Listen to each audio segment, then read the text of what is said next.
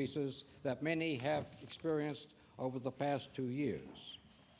This lower rate is achieved by changing the current insurance package.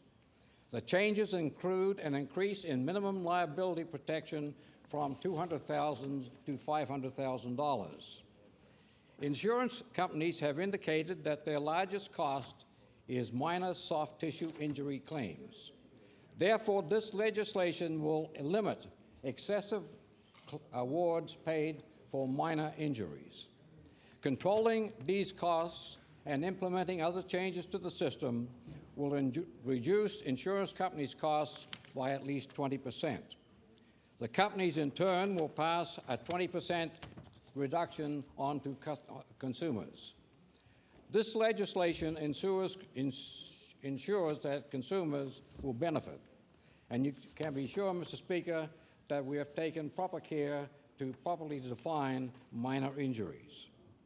We have consulted with many groups, including the insurance industry, the legal community, physiotherapists, and others.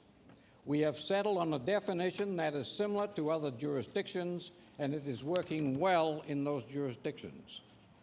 And most important, Mr. Speaker, in no way do these changes affect benefits for individuals who suffer more serious injuries. I want to be perfectly clear, this cap only limits excessive awards for pain and suffering claims. If you suffer a minor injury, you will still get coverage for physiotherapy and other medical treatment. You will still get paid for time missed from work, and you will still get reimbursed for any expenses related to the injury. The only thing that changes is the limit of compensation that is paid for the pain and suffering you incur because of minor injury. That compensation is capped at $2,500. The second big benefit for consumers is increased protection and fairness. In June, we introduced the underwriting practices regulations to protect consumers from unfair discrimination. With this package, we are expanding on the protections that already exist. We will ensure that insurance companies are no longer able to discriminate by setting rates based on age and gender, because we believe good drivers should be rewarded for their clean driving records. We believe all drivers should be rated fairly by considering their experience and driving record. This legislation also bans insurance companies from using other unfair factors to determine the level of risk and the price you should pay. This means, Mr. Speaker, that your rate can't go up if you make a claim for an accident that was not your fault. And I think everybody will say that's fair. And you can't be charged more just because you chose not to buy car insurance for up to 2 years. This legislation protects consumers by securing these lower rates until November 2004. After that, rates can only increase if they have been approved by the Nova Scotia Insurance Review Board. This government will protect Nova Scotians by being tough on people who drive without insurance. Mr. Speaker, before renewing or obtaining a vehicle permit, you will now be required to show proof of insurance. Penalties for driving without insurance are going up. A first offense will now cost drivers $1,000 or 45 days in prison. A second offense will cost $2,000 or 90 days in prison. And a third offense will cost $5,000 or 120 days in prison. Penalties for other offenses have also been increased or introduced for insurance companies. The fine for contravening the Insurance Act goes up from $200 to a maximum of $5,000.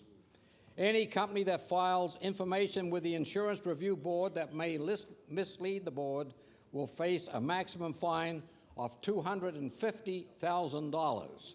And any insurance company that breaks the withdrawal provisions of the Act is subject to a fine of $1 million. Government will be tough on people who have been convicted of dangerous driving, flight from police, or intoxicated driving offenses. A person will not be allowed to make an insurance claim if that incident contributed directly to an accident. Another benefit consumers will receive, Mr. Speaker, with this legislation is more options. You will now be able to purchase enhanced accident benefits for you and your family. This legislation also opens the door to allow insurance companies to offer coverage beyond the current insurance package. And as a vehicle owner, you are allowed to adjust your policy to exclude people from using your vehicle. So your insurance company cannot raise your rates if you have a roommate with a poor driving record, if you don't want to have that person covered by your policy. This is a major step in the right direction. This legislation builds on existing regulations to protect consumers against unfair discrimination. Through these reforms, insurance companies are banned from refusing to issue or renew auto insurance for an existing or potential customer. Insurance companies can no longer refuse coverage based on criteria such as age, gender, marital status, age of vehicle, previous not-at-fault accidents, making a late payment, or a lapse of auto insurance coverage less than 2 years in length. As you can see, this legislation is strong, it's detailed, and it's complete.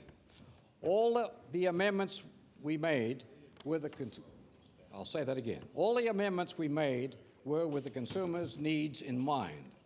After a period of consultation with the public and discussions with the consumer advocate, this government is delivering to Nova Scotians what they need: fair rates and more protection. This is exactly the kind of change that was needed, a reform of the private insurance system. We have moved quickly, and consumers will see results immediately. Increases have happened across the country in private insurance systems and in taxpayer-owned systems. That's why we're focused on fixing the insurance product for consumers with this reform. It is a strong approach, a consumer approach, and it is the right approach, and we're delivering it immediately.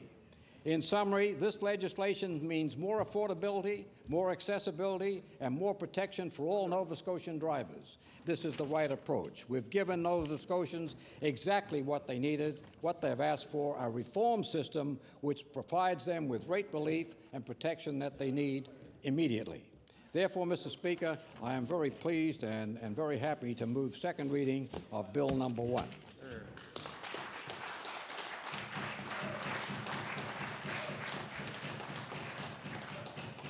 The honourable member for Halifax Fairview. Thank you, Mr. Speaker. That was the fantasy, and now a little bit of reality. This bill, Mr. Speaker, is wrong in principle. This bill is wrong in principle. It will not work. But it won't be apparent to Nova Scotians that it doesn't work until we have gone through more than a year of wrenching chaos and confusion. This bill is wrong because it attacks the symptoms, not the disease. It legislates a price control, and only a temporary price control at that, without examining or dealing with the fundamental problems that have caused the price to rise too high too fast. It legislates a permanent reduction in benefits in exchange for a temporary decrease in premiums. That is another reason why it is wrong in principle. It's also wrong in principle because it imposes a one-size-fits-all solution on an industry with individual players having widely varying financial positions, and on consumers whose circumstances are as individual as they are. It will cause chaos and confusion. All of this at a time when we know there is a better way. Public auto insurance in one form or another exists in 4 other Canadian provinces, and those are the provinces where auto insurance rates are the lowest and the fairest. The minister says this bill is, quote, the strongest auto insurance legislation in the country, end of quote. Mr. Speaker, the minister is wrong. The strongest auto insurance legislation in the country belongs to those provinces with public auto insurance systems. Those provinces deliver low and fair rates to their drivers. Public auto insurance works.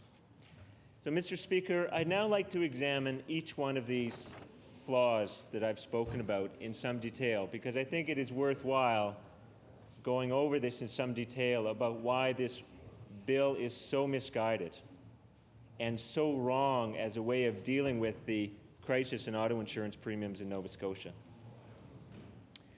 The bill attacks price of auto insurance and discriminatory rules within auto insurance directly, but without any analysis of why the price is high or why there are discriminatory rules. Now, the minister said something that I thought was very interesting in his remarks.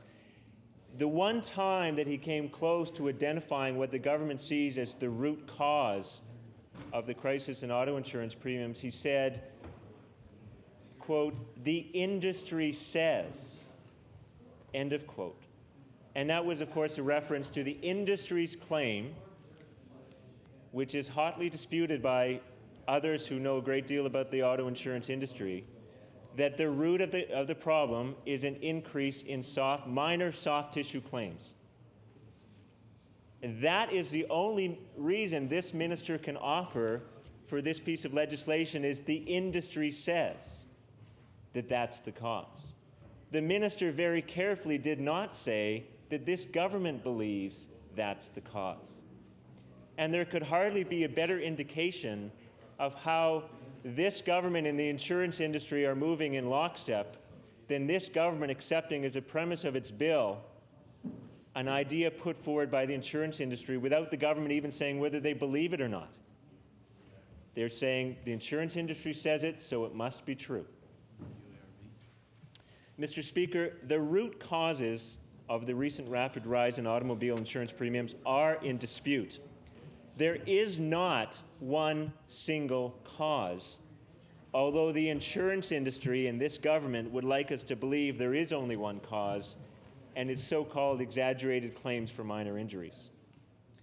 There are a number of reasons for the recent crisis, and among them are the following. First of all, investment losses by the insurance industry. Now, it is indisputable that the insurance industry has suffered significant losses in its holdings over the past number of years. And it is indisputable that that is one of the causes why they had to go elsewhere to make up their profits, namely the pockets of consumers. And yet the insurance industry's approach, which is well-financed, as we see from the full-page ads in our newspapers, as we see by the fact that the Insurance Bureau of Canada has more registered lobbyists than any other lobbying organization in Nova Scotia. It is well-financed, well-organized, and all designed to make Nova Scotians believe that there is nothing fundamentally wrong with anything the insurance industry has done or anything the insurance industry is doing, when we know that that is patently untrue. If you believe the insurance industry, then the only thing that needs to change are consumers themselves. If only they would behave differently, everything would be fine. If only Nova Scotians would stop putting forward exaggerated claims for minor injuries, everything would be okay. Mr. Speaker, there is little that could be further from the truth. So the first cause unaddressed by this legislation is the investment losses suffered by the insurance industry. Apparently, they're to go scot-free. Apparently, their investment decisions are to go unexamined by this government and unaddressed in this legislation. Another cause, Mr. Speaker, is an industry structure that discourages spending on road safety. And that's because in Nova Scotia we have a structure of many insurance companies, each with a relatively small portion of the business. The largest auto insurance underwriter in Nova Scotia has about 17% of the market. And that's the largest, and there are many other small players. But the result of this patchwork of small players, is that no company has an interest in spending money on road safety. Because if one company spends money on road safety, all of their competitors benefit from the spending. And so there's no one player in the industry with an interest in actually promoting fewer collisions. This stands in contrast, for example, with the Insurance Corporation of British Columbia, the public auto insurance provider in British Columbia, which spends millions and millions of dollars on road safety every year because they know that for every dollar they spend, they save many more in avoided collisions. But in the year before the Utility and Review Board hearing, the Insurance Bureau of Canada in Nova Scotia spent a grand total of $32,000 on road safety. $32,000 for all of Nova Scotia in a full year. And the reason is simple. The industry is structured in such a way there's no incentive for them to spend any more. Now, it so happened, some would say by coincidence, I would say not, Mr. Speaker, that during the recent election campaign, the Insurance Bureau of Canada spent a great deal of money, a great deal of highly visible money, on a road safety campaign dealing with headrests. Alongside the political ads were the IBC's ads, which talked about using your headrest and adjusting your headrest properly. And the subtext of all this was, don't worry, the insurance industry really cares about road safety. But if they cared so much about road safety, why did it take them an election campaign? Why did it take an election campaign for them to spend the money? That's a question that the government doesn't address in this bill or otherwise. Mr. Speaker, another root cause of the current insurance crisis is an industry structure that discourages getting tough on false or exaggerated claims.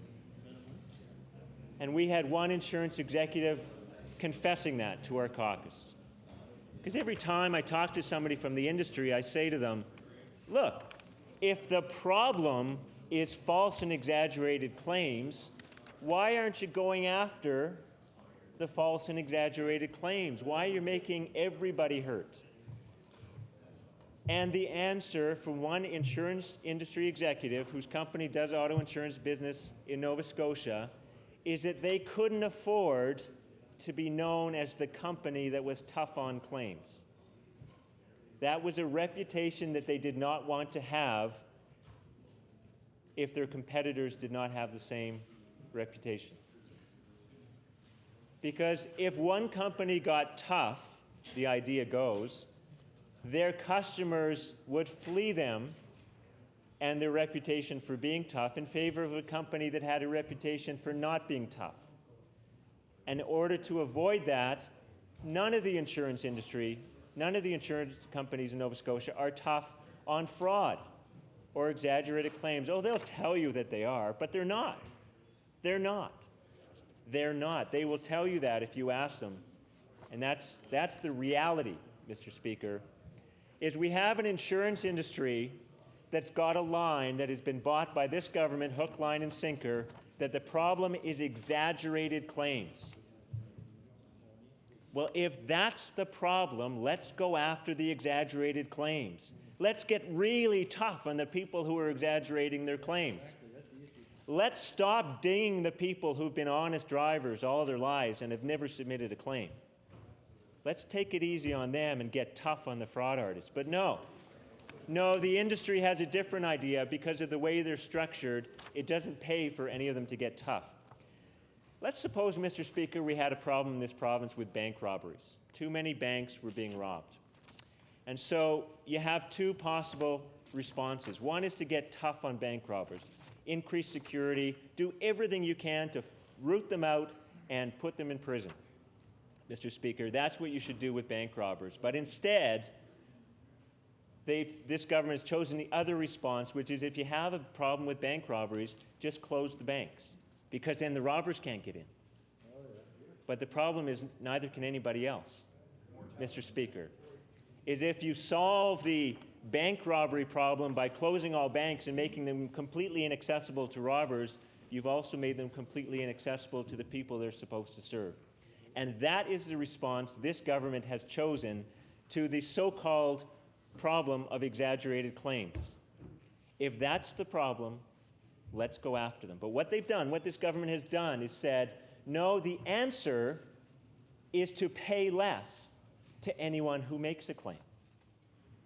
pay less. If you're injured in an automobile accident, you will get less than you did before because there's a problem with exaggerated claims. Now, how bad is the problem with exaggerated claims? The government has no numbers. They don't have any studies. They can't say it's 1%, 2%, 5%. How many claims are exaggerated? The government doesn't know, and neither does the insurance industry. There is only one study that has ever been done in Nova Scotia on the problem of exaggerated claims, and who carried it out, Mr. Speaker? An independent researcher, somebody with unquestionable integrity and independence from all players? No, Mr. Speaker, it was the Insurance Bureau of Canada who did their study. And did they do this study by questioning everybody involved and saying, okay, you know, what really went on with these files? No, Mr. Speaker, what they did was that their study consisted of talking to claims examiners. It consisted of talking to people only within the industry, asking them after a file had been closed whether they thought the file had been exaggerated. And of course, many of the claims examiners gave a positive answer and said, oh yes, we believe this one is exaggerated. We can't prove it, but we think it has been. And that is the sum total of the industry study on this problem. Talking only to claims examiners who have settled claims and say, yeah, we think it's exaggerated, we just can't prove it. And whenever anybody questions the IBC about exaggerated claims, this is the study that they cite. This is the study that they cite. Mr. Speaker, these are some of the problems that need to be addressed. And this bill does not address any of them. We in this caucus specifically reject the following reasons as causes for the current crisis in auto insurance premiums. We specifically reject the idea that one of the causes is the driving habits of Nova Scotians. We are all aware of reckless driving, and we probably see it every day.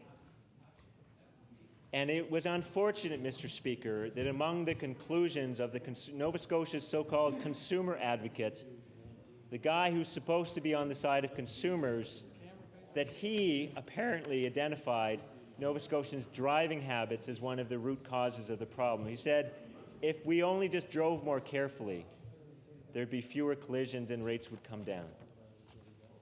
The truth of the matter is, Mr. Speaker, that the number of collisions is on a steady downward trend. Nova Scotians were always renowned as good drivers, careful drivers, and the number of collisions is only going down. The accident rate's only getting better. So we specifically reject the idea that the driving habits of Nova Scotians have anything to do with this. We also specifically reject the claim on which this whole bill is premised, that the cause of the auto insurance crisis is a rise in exaggerated claims. For the reasons that I've discussed already, the industry can produce no proof of this except for a study whose flaws are evident on its face. We also specifically reject the idea that one of the root causes of this auto insurance crisis is a rise in court awards. Contrary to industry claims, there has been no sudden recent increase in court awards. Instead, there has only been the same slow and steady increase in line with the rate of inflation, in line with the Supreme Court of Canada ruling in the 1970s. Nothing has changed since the 1970s except for the slow and steady rise in line with inflation. That is the only thing that has happened over the past couple of years, and yet the industry would have us believe that there has been some sudden spike in the awards of the courts. Mr. Speaker, it is simply not true. It is not true. And yet the government seems to have bought it hook, line, and sinker. So if the government and this bill aren't attacking the real problems, how can it possibly pretend to be solving them? And the answer, of course, Mr. Speaker, is it doesn't. what it does do is handle a political problem. The government said during the recent election that it would do something. And they are doing something. They are doing something, except what seems to have taken the front rank in the government's thinking is just being seen to be doing something. And it seems to be a secondary consideration to the government about whether it will actually work or not. Because let's make no mistake about it, Mr. Speaker, one of the reasons that this bill is fundamentally flawed is that it trades a permanent reduction in benefits for injured Nova Scotians for a reduction in rates that will last for 1 year. Once these benefits are gone, we will never, ever get them back. Never. Once these are legislated away, we will never, never, never, never get them back. And the rate reduction that we are getting in return for this trade lasts, how long, Mr. Speaker? Forever? No, for 1 year. So after that 1 year is up, the rates can go up to where they want. Oh, sure, they have to be approved by the Nova Scotia Insurance Review Board, but there is no reason to think that the rates won't go up to where they are today or beyond. The industry was able to convince the Utility and Review Board last year that the rates were justified. A year from now, why can't they convince the Insurance Review Board that the rates are justified? Mr. Speaker, as one very experienced insurance broker told me, we should be loath to fiddle with the insurance policy that we have today. It is the result of many, many years of experience. It more or less fits the needs of Nova Scotians today. We know what the policy provides, and we know what to expect if we or the ones we love are involved in an automobile accident. Now, there are some flaws, Section B being a notable exception, which for many years has been far too low, far, far too low. But by and large, the auto insurance policy in Nova Scotia is something that has evolved over decades and is not something to be lightly tinkered with. But this minister comes riding in and says, oh no, awards for pain and suffering are excessive. Well, excessive according to who, Mr. Speaker, exactly? Are they excessive according to the courts? No, Mr. Speaker, the courts have decided that these pain and suffering awards are fair and reasonable and just and very much in line with that old Supreme Court of Canada decision setting a cap on awards for pain and suffering at a certain level. So the courts don't think they're excessive. Do consumers think the awards are excessive? Now, Mr. Speaker, I don't know who you're speaking to or who the minister's speaking to, but with all the people that I've spoken to over the past year and a half or 2 years about auto insurance, I haven't yet come across one who said that the awards being dished out in Nova Scotia today are excessive, that they're excessive. Oh, now that's a different thing from there being exaggerated claims and fraudulent claims, because those exist. Mr. Speaker, I can say this. I was the person at the Workers' Compensation Board who set up and got up and running the first fraud investigation unit that board had ever had. So I think I know a thing or two about insurance fraud, Mr. Speaker, and I know there are exaggerated and fraudulent claims, although I also know, having headed up that unit, that there aren't as many as people think. That as often as not, what our investigators found when they went out to investigate reports of exaggerated claims was that the claims were legitimate, and it was the tipsters who had misunderstood something about the injury or something about the benefits.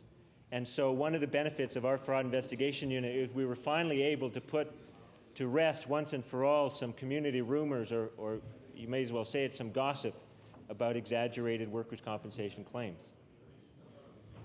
But there were exaggerated claims and there were fraudulent claims, and we went after them as hard as we could, and we did prosecute those who engaged in them, and we did convict people who engaged in them. But that's a very different thing from saying that awards in general are excessive. But yet that's what this government, this minister, is doing in this bill. they're saying, well, never mind the fraudsters and the people exaggerating the claims. We're going to cut benefits for everybody. But if you've got a problem with exaggerated claims, Mr. Speaker, why don't you go after the exaggerated claims? Why are you sticking it to everybody? It is not a sensible way to go. So consumers don't feel that the benefits are excessive. The healing professions, the doctors, the nurses, the paramedics, physiotherapists, chiropractors, the people who heal the sick and injured, they don't feel the benefits are excessive. In fact, many of them would say it's not enough to cover the true costs of an injury caused by an automobile accident. The only people saying that these awards are excessive are in the insurance industry. They're the only people saying that these awards are too high. And now they've been joined by this government. This government, which is supposed to be government for all the people, but instead has decided to be the government for the insurance industry. And they have been joined in this, I may say, Mr. Speaker, by the Liberal Party, who made it clear from very early on, from the first day that they announced their plan, that they were on the side of the industry. They made it very clear where they thought the fault was, Mr. Speaker, and they had identified the fault as being consumers, and they had decided the group that they were going to champion as being the insurance industry.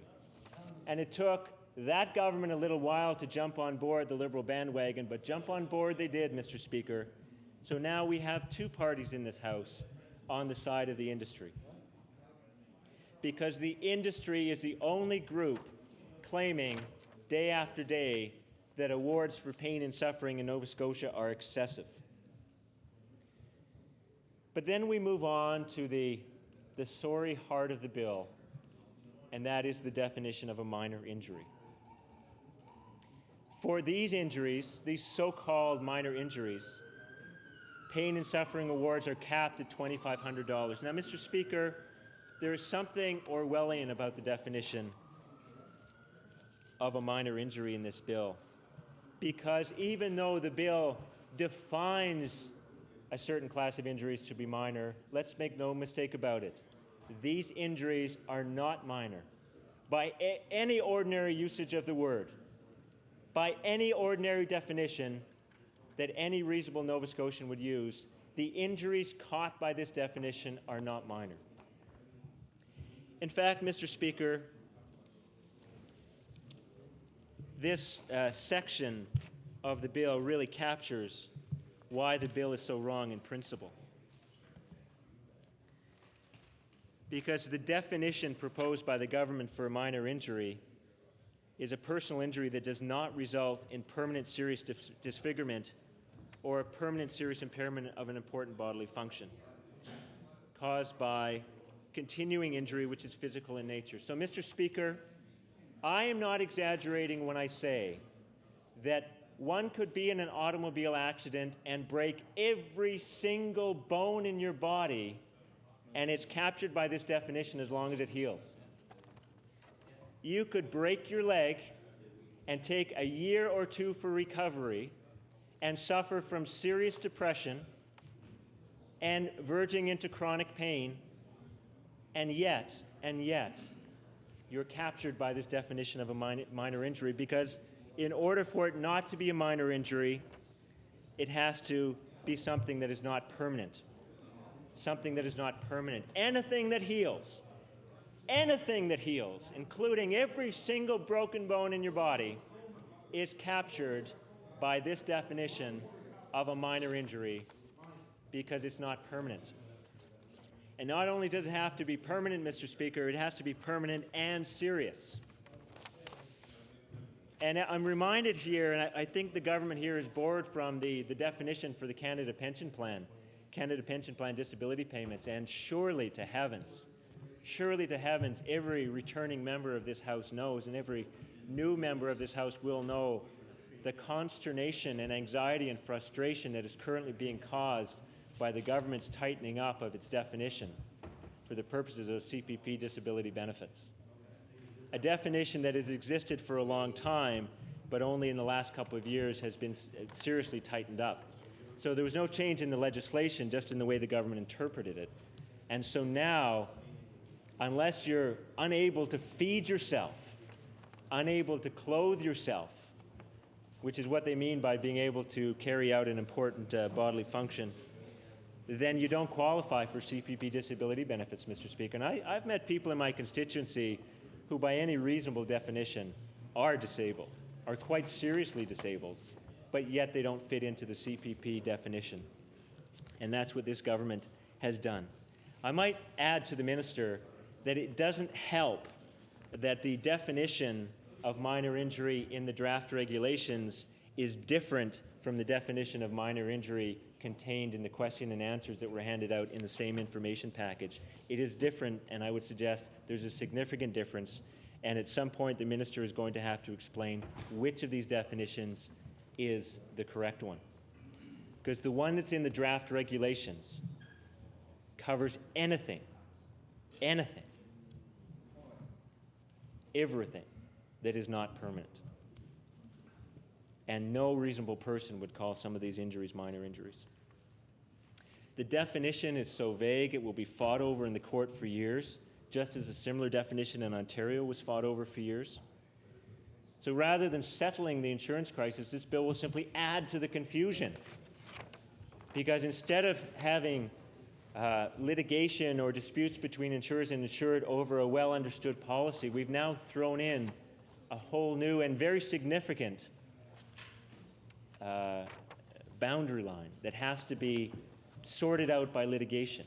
So that for any person suffering any automobile collision and who is injured in that collision after November 1st, there will be no way of knowing for some time about whether one is or is not caught by this definition of minor injury.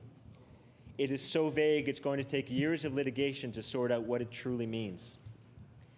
Now, Mr. Speaker, I've said earlier that the insurance industry's claim is that the fundamental problem we're having in Nova Scotia right now are exaggerated soft tissue claims. If that's the problem, then why isn't that the problem that we're tackling? There is a well-known and well-understood medical definition of minor whiplash. It is used by everybody in the field. It's known as the WAD-2 definition, the Whiplash Associated Disorder 2 definition. Why is that definition not being used instead of one that covers an enormous number of injuries, much broader than soft tissue injuries, much broader than anything that any reasonable person would call a minor injury?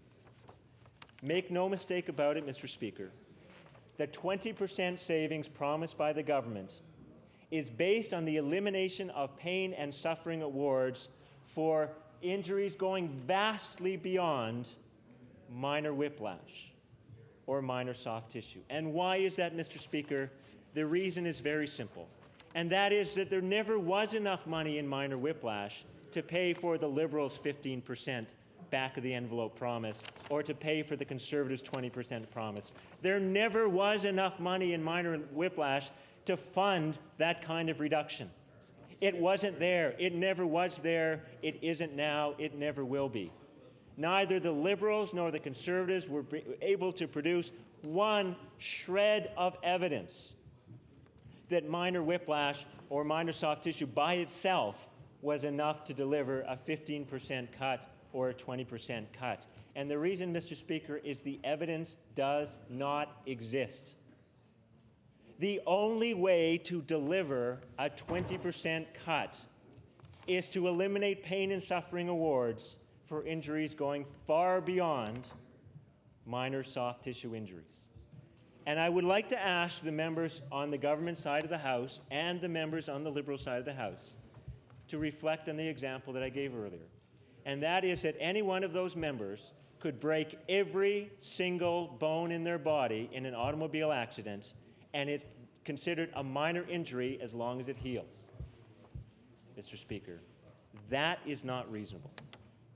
Now, one of the other bases of the government's legislation is the famous KPMG report.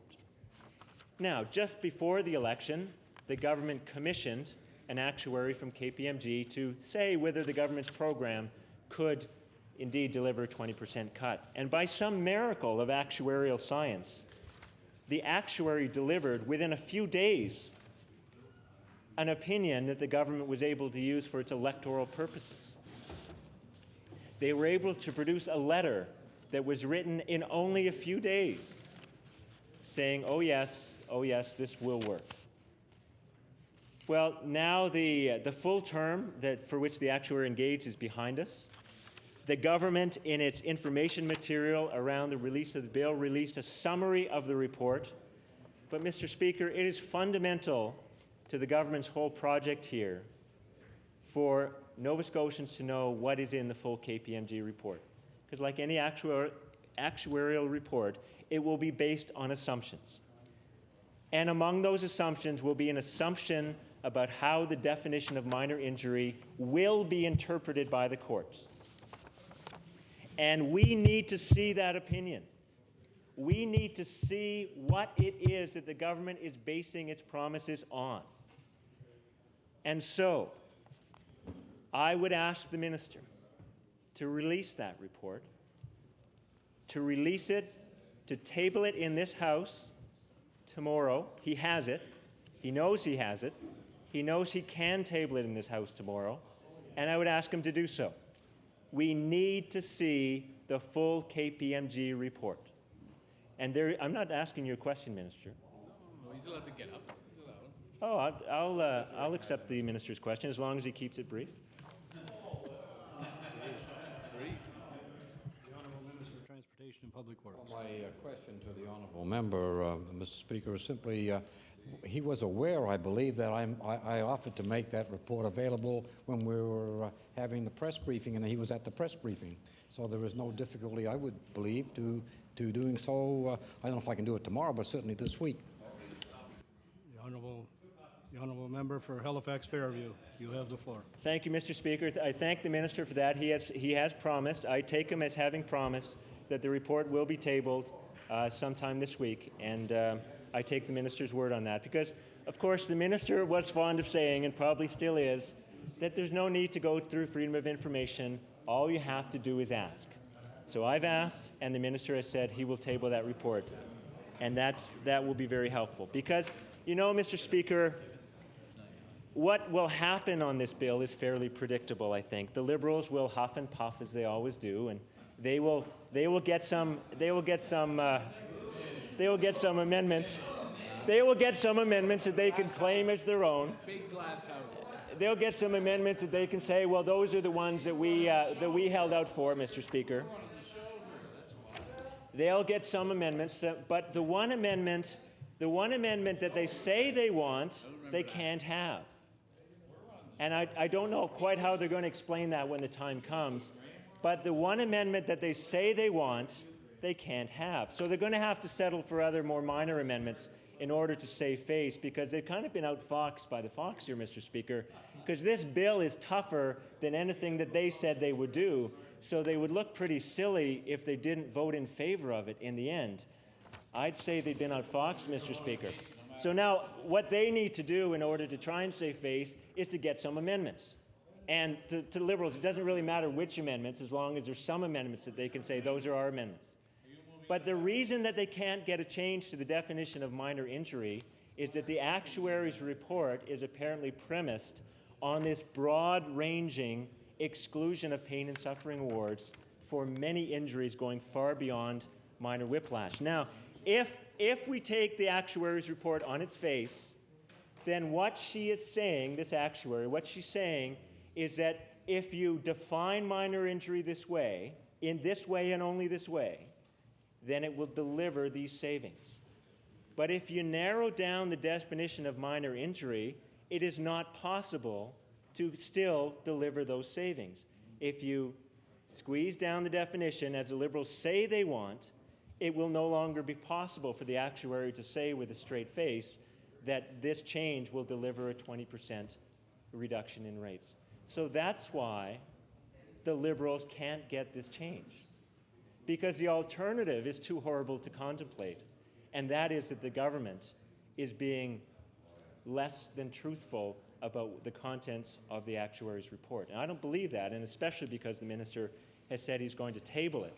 I don't believe that there's any wiggle room in that definition, because if that's the case, then what the government is doing is deliberately tabling a definition that they know is too tough, a definition that will cause a great deal of consternation to Nova Scotians once they understand what it really means. And I simply can't believe that the government would do that. And therefore, that's why the Liberals can't have their amendment, Mr. Speaker, because the whole government project is premised on this idea of excluding pain and suffering for a broad range of injuries. That is one of the reasons why this bill is so wrong. Another reason, Mr. Speaker, is that it is one size fits all. Now, the actuary summary that we got treats the insurance industry as if it was one insurer and says, okay, if you exclude this kind of minor injury, then the industry will be able to deliver a reduction of this amount. But as anyone knows, Mr. Speaker, who attended the Utility and Review Board hearing or was a formal intervener, and in that group I would include the NDP caucus, but not the Liberal caucus and not the Conservative caucus. Oh, sure. Their leader came along and talked one evening and suggested that if we all had a group hug, everything would be okay. But we actually went to the hearings, we received the material, and we were able to see the wide range of profitability of Nova Scotia auto insurers. Quite a few of the auto insurers in Nova Scotia, surprisingly, are profitable. Less than half, but still a significant number, are making a profit, some over 10%. So for those companies, they will benefit from this one-size-fits-all solution, from having healthy profits to having far more than healthy profits. They'll be laughing all the way to the bank. Then there's another group that's profitable, but just barely profitable, and they will get into a much more significant comfort zone. No, if your profitability is 1% or 3%, it'll go up with this bill to 6% or 8%, which is fairly comfortable. But then there's a third group of insurers who are losing money, and some of them are losing a significant amount of money. And having 5% added to the bottom line, as the government proposes, if you're already losing 30%, doesn't help. Doesn't help to go from minus 30% profitability to minus 25%. You're still going out of business. So the government's bill imposes a one-size-fits-all solution on an industry with widely varying profit pictures. Widely varying profit pictures. And how exactly is that supposed to help those companies deliver rates? Because if they're losing 25% still, how are they going to deliver a 20% reduction in rates with the government's legislated price control? If even with this bill you're still losing money, how are you going to keep delivering the 20% reduction? The whole 20% fantasy is based on the premise that the industry is one monolithic being that's barely profitable or just short of profitability now, and this bill will kick it into respectable profitability. But that's not true. It's just not true. Mr. Speaker, so not only is it a one-size-fits-all solution for all insurance companies, it's a one-size-fits-all solution for every consumer. Now, Mr. Speaker, I was recently talking to a woman whose rate went from $858 to $2,800. She's not in facility, but her rate went up from $850 to $2,800. Now, if that lady gets a 20% cut, she's down to $2,250. Entertain a question from a member from Cape Breton West. No, Mr. Speaker. Mr. Speaker, that lady is going to go then, even if this bill works, and it won't, but even if it will. Order. The honourable member from Cape Breton West. Yes, Mr. Speaker, Yes, Mr. Speaker, the honourable member has waxed a lot of eloquence about saving the consumers of Nova Scotia money on auto insurance claims, but yet he refuses to acknowledge as to why the NDP are against putting a cap on contingency fees for lawyers. Thank you. The honourable member makes a point, but not a point of order. Honourable member from Halifax Fairview has the floor. Thank you, Mr. Speaker. I see that the member's fine tradition of spurious points of order continues apace in the new House. If that's a point the member wishes to make, he's welcome to make it. I don't believe any of the parties are proposing that, not his, not theirs, not ours, but if he wishes to propose it, then I'd certainly be glad to speak to it, Mr. Speaker, since it's something that I have to say, and I've said it publicly before. I'm personally in favor of, Mr. Speaker, but I don't suppose that the member would let that get in the way of a point he's trying to make. Now, Mr. Speaker, I was talking about my constituent whose rate, even if this bill works, which it won't, but even if it does, her rate's going to go from $850 to $2,250. Now, how does the minister of this government, how does that think it's going to help? The first people that contacted me when this crisis started blowing up were seniors whose rates were doubling and tripling. How is a 20% cut going to help them? What about the people whose rates have not, as a matter of fact, gone up? And there are a number of those. Some people say to me almost apologetically, they say to me, I got my renewal and my rate stayed the same, or they'll say to me, my rate actually went down a little bit. Now, they're out there, Mr. Speaker. That's not the majority of people. But for the people whose rates have stayed steady or gone down, a 20% cut is a windfall. So it's like this one-size-fits-all solution is supposed to make people happy, but it won't. Of course it won't. Of course it won't.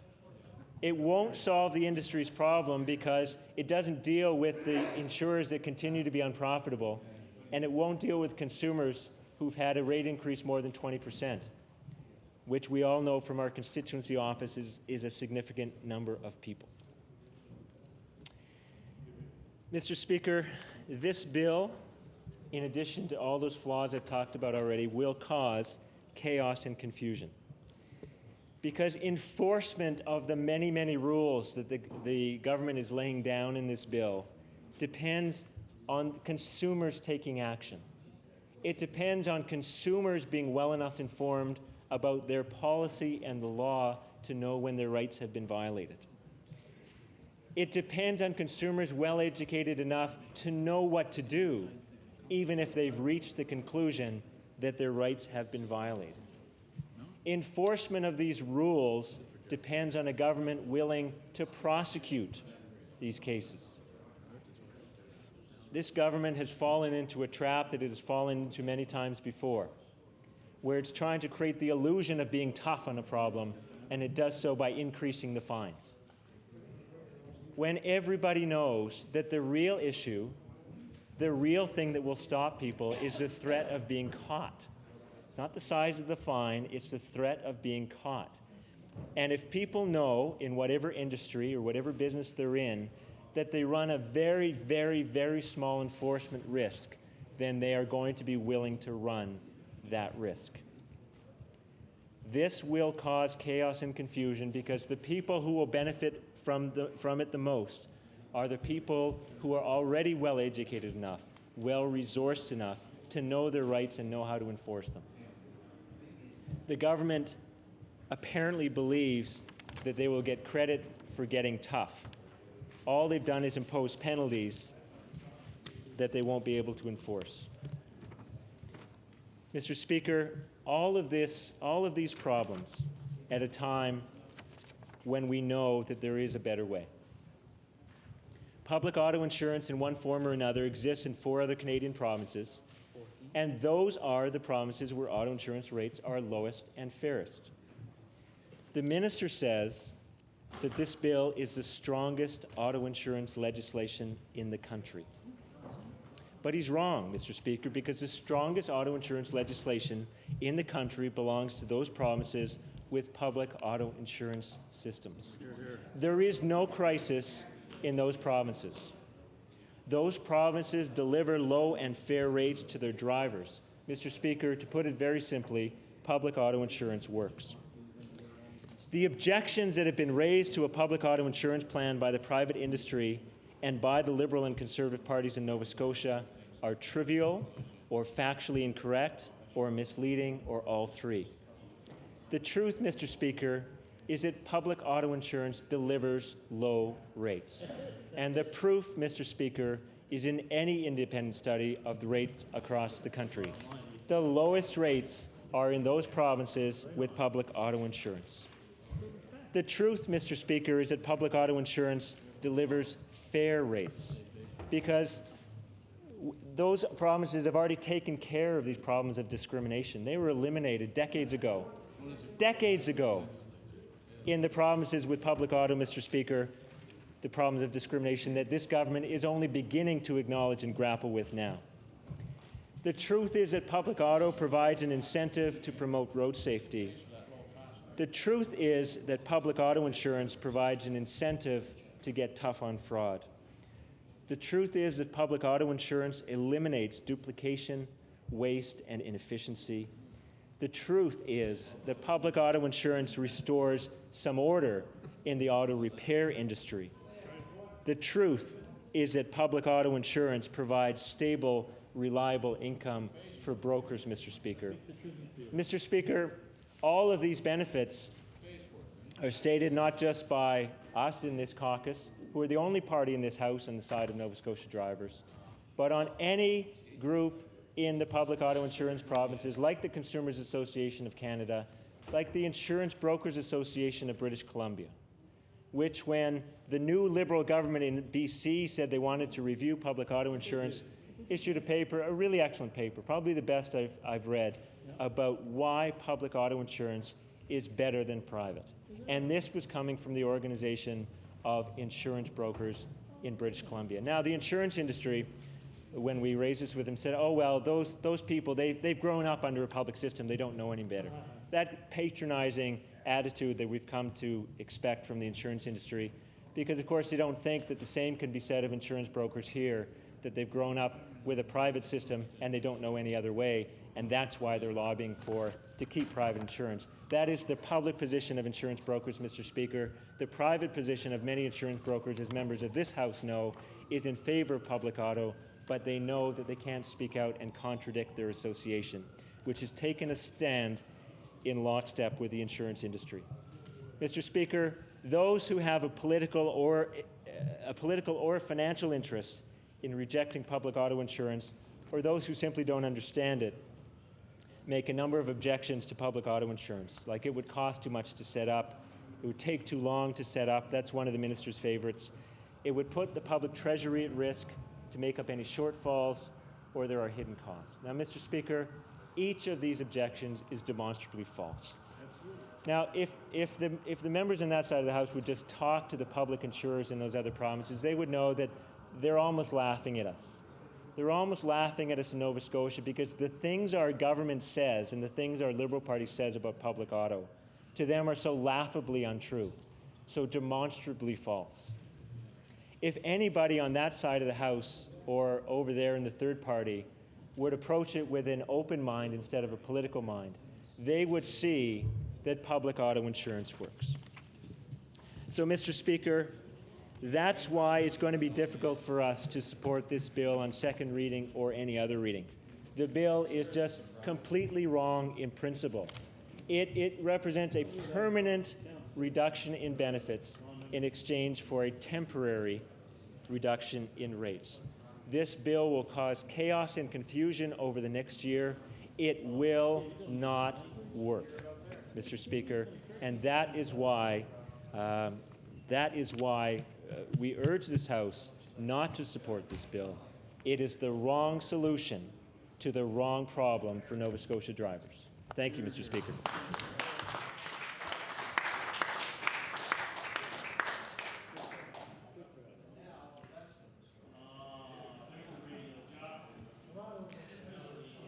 The honourable member for Richmond.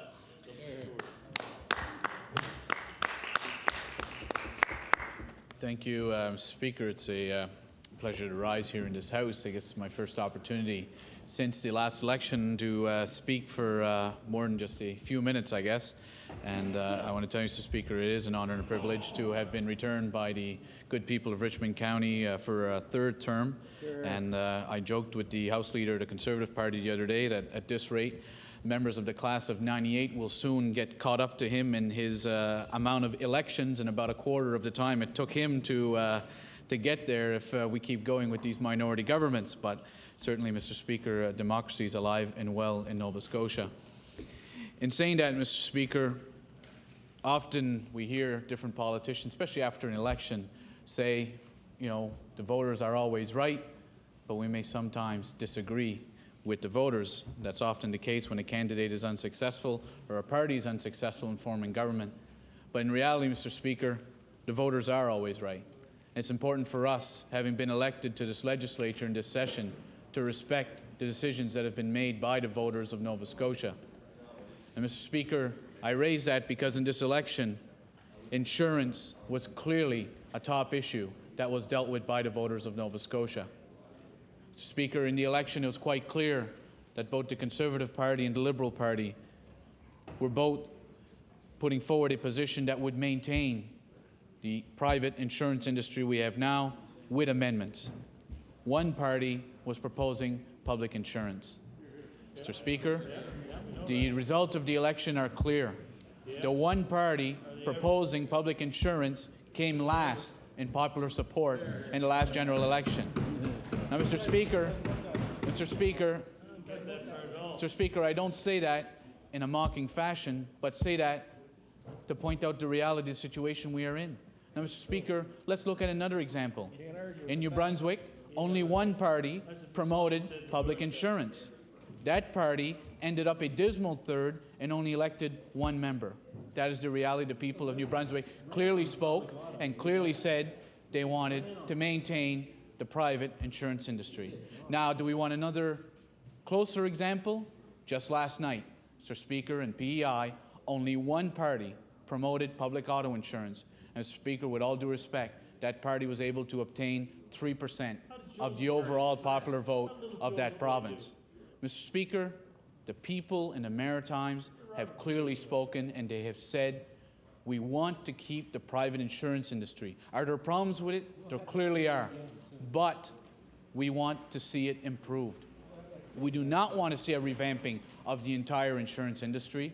We want the improvements. More importantly, Mr. Speaker, what they've clearly said, they said, go to Halifax, work together, because they've clearly not given any party a clear mandate of a majority government. But they've said, work together, work in our best interests, get the insurance crisis under control, and more importantly, put money back into the pockets of Nova Scotians.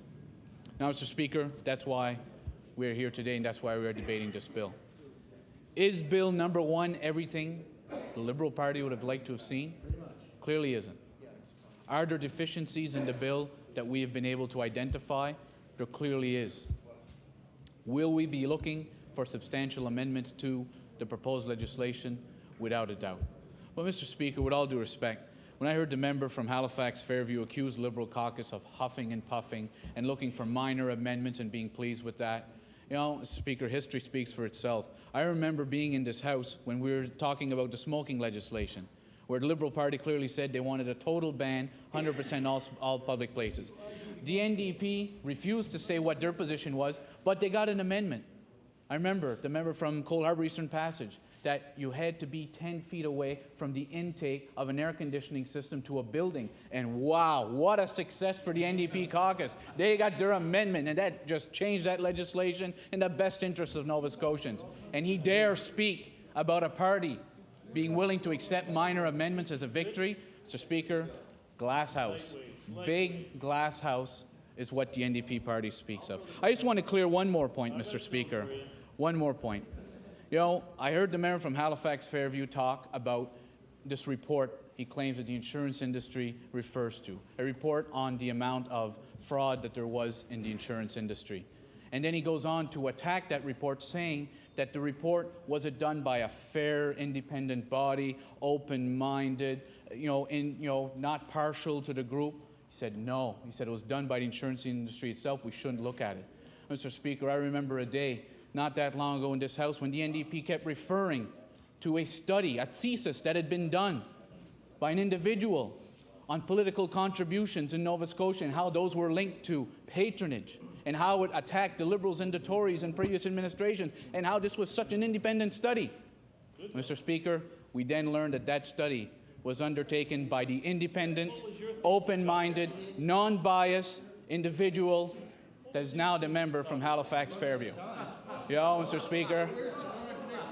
Your thesis topic. Your thesis And the leader of the NDP says, the leader of the NDP asks, what contradiction? Well, again, Mr. Speaker, the hypocrisy that comes out of the NDP party knows no bounds, Mr. Speaker, in what we have heard today. Mr. Speaker, let's go a bit back of how we've gotten to where we're at. Mr. Speaker, this insurance crisis, the problem within the industry itself did not occur overnight. Mr. Speaker, this has been underway for over a year. The Liberal Party, over a year ago, had asked and had suggested an all-party committee be formed to examine this issue. The NDP mocked the idea at the time. They said it was a terrible thing. It was not a good idea to go, and that they, the party of the people of Nova Scotia, were not interested in hearing from the people of Nova Scotia. More hypocrisy, Mr. Speaker. At the time, Mr. Speaker, it was clear. The Progressive Conservatives were not interested in dealing with the issue of insurance because the Minister of Finance of the day was trying to claim a balanced budget on the backs of Nova Scotians who pay insurance. As of last Christmas, when his fiscal update was given, the minister made it clear that he was receiving millions of dollars of extra revenue as a result of high insurance rates. So where was the incentive for the government of the day to try to lower insurance rates for Nova Scotians? It clearly was not there because there was a vested interest that they had in seeing that those rates would remain artificially high and very expensive for Nova Scotia drivers from one end of the province to the next. Mr. Speaker, prior to the last election, while this House was sitting, while we were debating the issue of insurance, while questions were being asked each day, only one party was prepared to table its position and its platform on insurance while the House sat. That was the Liberal Party. Now, whether you liked it or you didn't like it, Mr. Speaker, we gave the duly elected members of the legislature the opportunity to review the plan, to ask questions on it. We even called it for debate. That was the responsible thing to do. The House of Assembly closed, Mr. Speaker, and 3 days later, the leader of the NDP gave his plan. Under cover of darkness, when no one was there, no elected members from the other parties were there to ask questions, to debate it, to be able to get more information. Mr. Speaker, I know we're not permitted to suggest intent here, and I would never want to suggest that that was done intentionally by the leader of waiting till the House closed before doing that. But again, it shows the responsibility and the respect that the NDP have for the people of Nova Scotia. Now, Mr. Speaker, we waited and we waited to see what the government's plan was going to be to deal with this most important issue. Speaker, the minute the Liberal Party came out with a plan that would have brought a 15% legislative reduction across the board, shortly afterwards, the Tories came out with their plan, which magically would give 20% reduction, just ironically 5% more than what the Liberals had proposed, which I'm sure is just coincidental and certainly had nothing to do with polling or their interest in one-upmanship at the time. Mr. Speaker, what they clearly said was 20%. They said an average reduction, so it's not for everyone, and the minister clearly said it will not be legislated. So there's no need to legislate it, according to the minister. So, Mr. Speaker, as history would go along in the unrolling of these events, the question then became to the Premier, well, if you're interested in putting a cap, the Liberals have clearly said what process they would go about to establish that. How are you going to establish that cap? Well, lo and behold, they said we're going to hire an actuarial firm to come in and tell us exactly how we're going to achieve 20% reduction. Now, ironically, we've learned that it was the same actuarial firm, the same individual who was doing this for the Bernard Lord government, Conservative government in New Brunswick. So within a number of days, the Premier came out. Now, I'm not a financial person myself, Speaker, I've said that a number of times in this House. But even I have a hard time believing that an actuarial could start and within 2 to 3 days be able to say, here's what the cap has to be. Mysteriously, it was $2,500. Ironically, same number as New Brunswick. Same actuarial, same individual, same amount. Now, Mr. Speaker, it was quite clear at that point. No Nova Scotian was being fooled that this was something that a report had been done and that had carried out the proper analysis to reach this sort of figure. This was a number that was pulled out of the air. same as New Brunswick. And we clearly said all along that what was happening in New Brunswick was almost being mirrored here in Nova Scotia by the Ham government. We've seen examples of that as we went. Well, Mr. Speaker, we each presented our different platforms, and as I've said earlier in my remarks, on August 5th, the people of Nova Scotia spoke. They did not give the Conservatives a clear majority, but they did give them more seats than either of the other two parties. So on the issue of insurance, it's quite clear that the people of Nova Scotia, having elected 37 out of 52 members who supported a private insurance industry, clearly spoke that they wanted us to be able to revamp the industry that we have now, but to maintain it private, and we're not prepared to adopt a public insurance system. That's clearly the outcome. Only the NDP party can still stand here today and not accept that outcome, Mr. Speaker. But the numbers speak for themselves. That is the reality. So we have said, Mr. Speaker, that we have a great deal of concerns with the legislation that has been brought forward. Upon it being tabled, we clearly told in the media scrums that we were not comfortable with the definition of minor injuries, that we wanted to see some changes made to that. But, Mr. Speaker, I can tell you, and I know on second reading we are not permitted to go into specific sections of the bill, but I can tell you that upon review of the legislation itself, since it was announced, we have identified a number of areas that we are not comfortable with in the legislation, and which appears to even contradict what the Minister responsible for insurance has said, which is why today, Mr. Speaker, I did ask questions of the Minister to give assurances to Nova Scotians.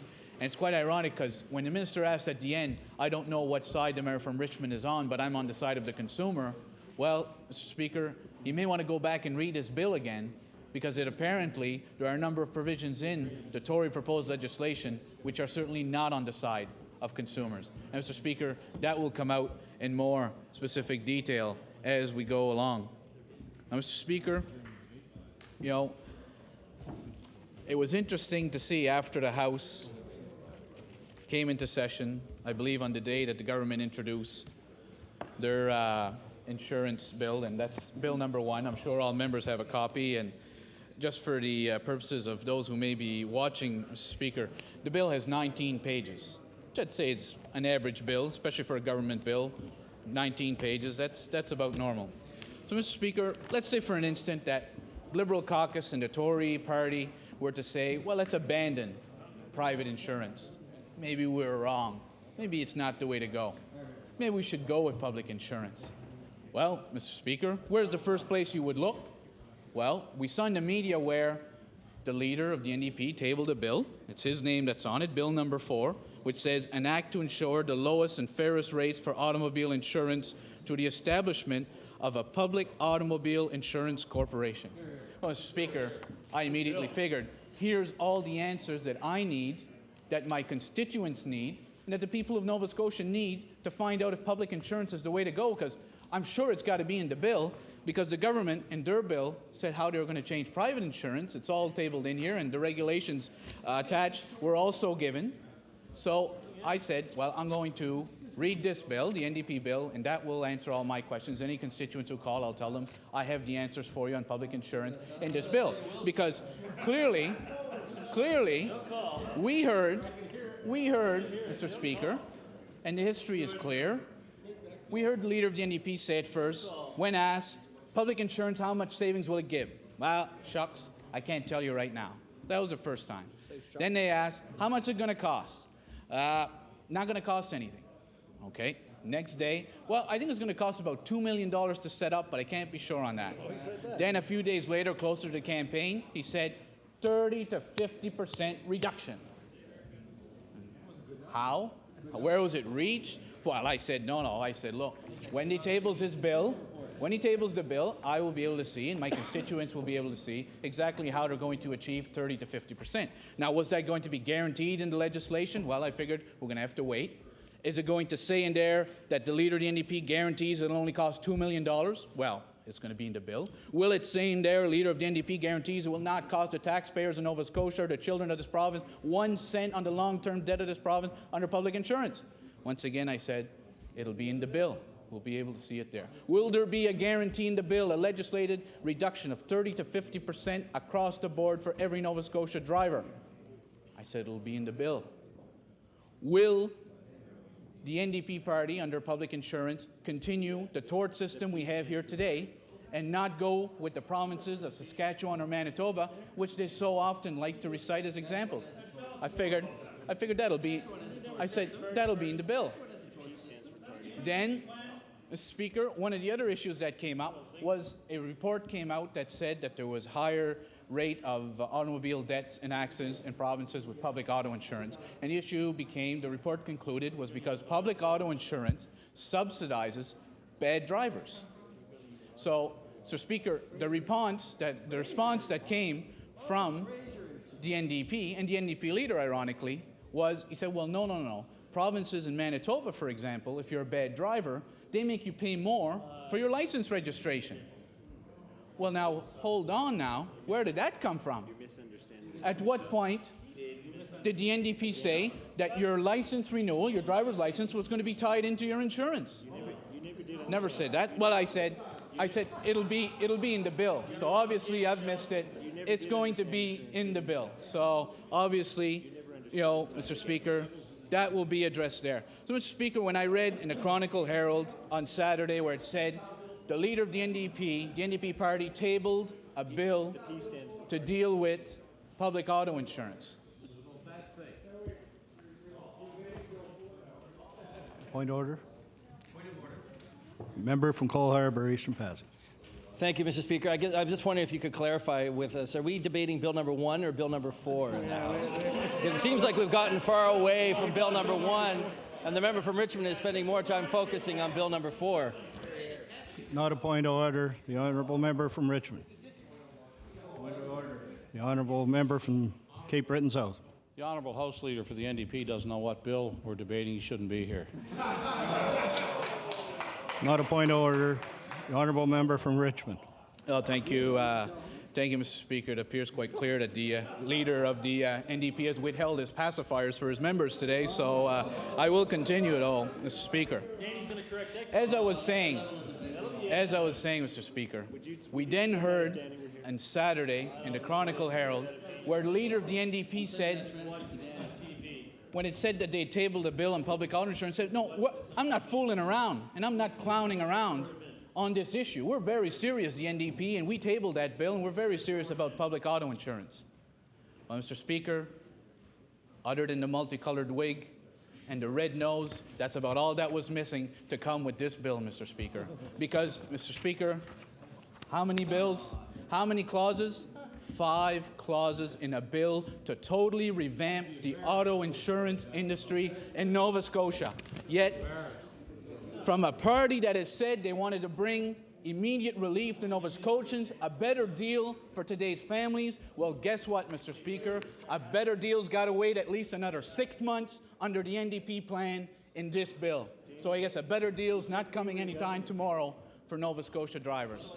Mr. Speaker, for the media to even report this as a bill to deal with public auto insurance, Mr. Speaker, is laughable. What does it say? It says within 30 days of the bill being passed, so it's even more than 6 months. It says the commissioner has 6 months to report back on how to establish public auto insurance. I thought the NDP already knew. I thought the leader of the party already knew how to do it. He knew it was going to be 30 to 50% reduction. He knew it would only cost $2 million. He knew it wouldn't add any money to the long-term debt of the province. He knew it was going to be tied in with your license renewal if you're a bad driver. He knew all of this. Yet, Mr. Speaker, this is the bill that we have before us. Mr. Speaker, it is no wonder that we saw the results in New Brunswick and in PEI as far as the debate on public insurance went for the New Democratic Party. Mr. Speaker, this is not responsible government. This is not responsible actions for a party that has gone out and told Nova Scotians that they wanted. Well, Mr. Speaker, the leader for the NDP says that's a responsible opposition. A bill to change an industry in this province, 5 clauses, is responsible. Mr. Speaker, responsible. Appoint a commissioner for 6 months. That is the solution. So, Mr. Speaker, what we're left with is bill number 1. what we're left with is the reality that during the election, the people of Nova Scotia have rejected public auto insurance. The only party that has yet to come to that realization is the NDP. So, Mr. Speaker, we must move forward from the election.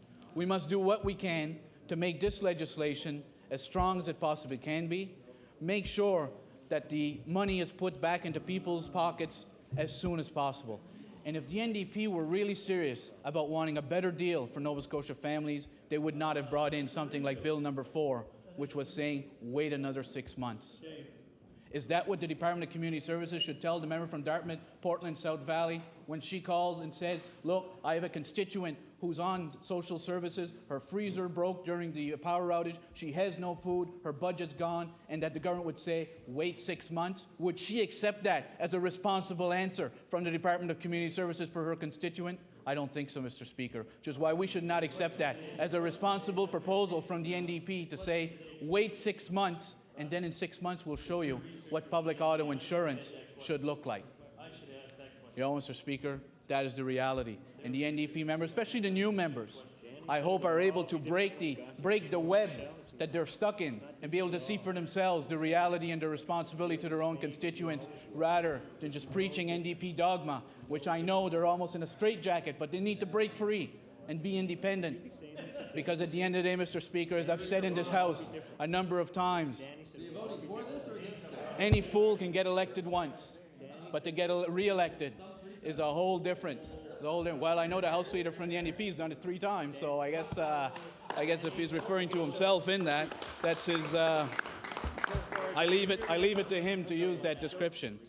But at the end of the day, Mr. Speaker, in all seriousness,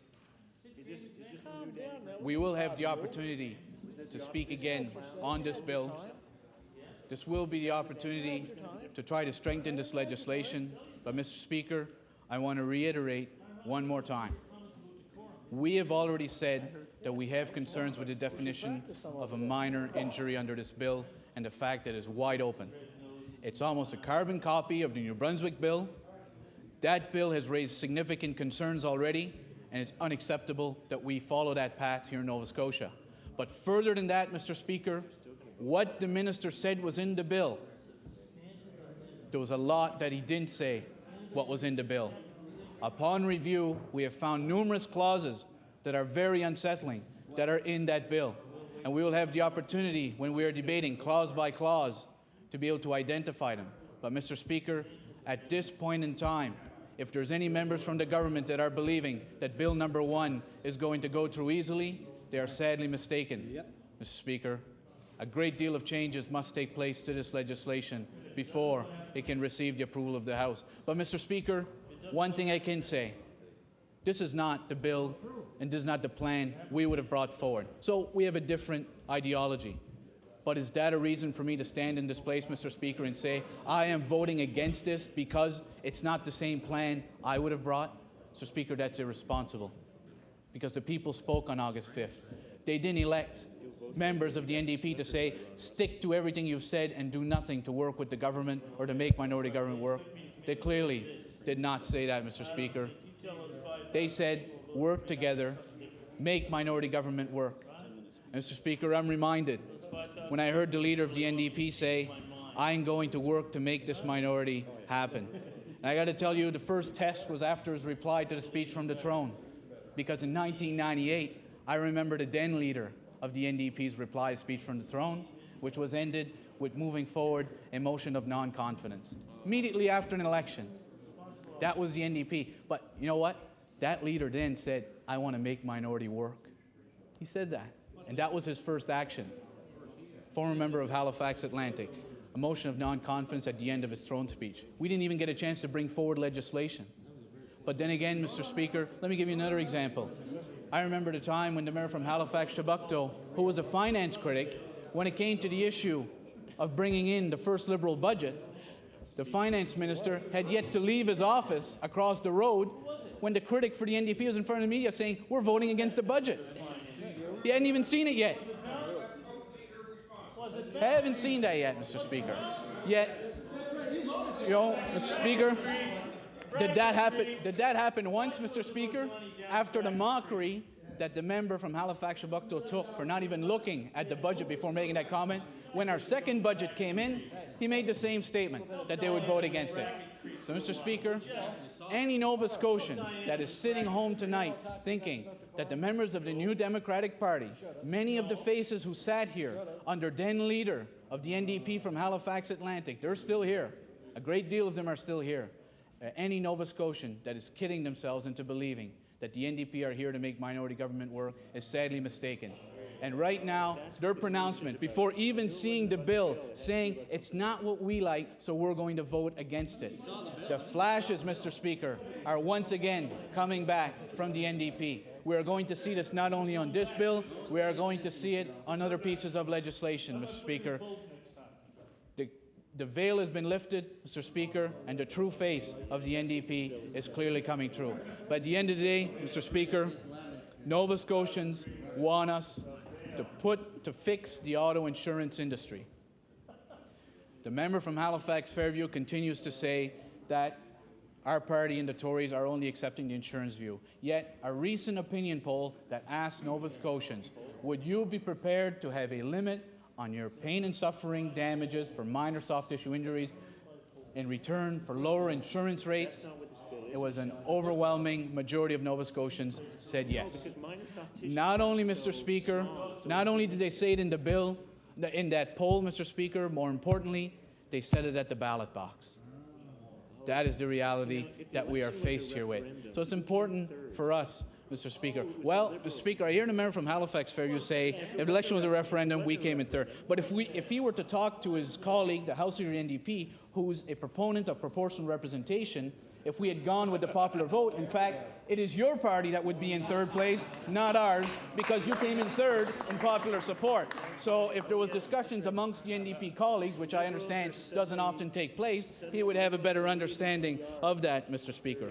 But again, as I said, Mr. Speaker, my colleagues will have an opportunity to speak on this bill, to speak on Bill number 1. It was clearly an essential issue during the last election, which every single one of us here had to deal with one way or the other on the doorsteps of our own ridings and on the doorsteps throughout this province, where Nova Scotians raised this as a concern and said, we want to see it fixed. The polls already have shown that Nova Scotians are prepared to have limits put on pain and suffering for minor injuries in return for lower rates. But, Mr. Speaker, clearly the definition as it exists is way too broad. Now, Speaker, I could stand here and give you different examples, as has been done, of different types of injuries which could fall through this definition. That is unacceptable. We cannot have Nova Scotians who have suffered serious injuries be considered to be a minor injury that falls under the cap of $2,500. Right now, the definition as it exists would allow for that to happen, and that is the fatal flaw, one of the fatal flaws that exists in Bill number 1. Now, Mr. Speaker, the debate will continue. There will be an opportunity at Committee of the Whole.